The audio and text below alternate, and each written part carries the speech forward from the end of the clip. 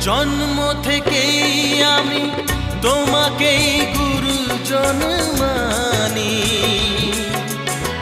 তুমি বাবা তুমি মা, তাই আমি আজীবন জানি। জন্ম থেকেই আমি তোমাকেই গুরুজন মানি। তুমি বাবা তুমি মা, তাই আমি আজীবন জানি। তবে কেন স্নেহের বাঁধন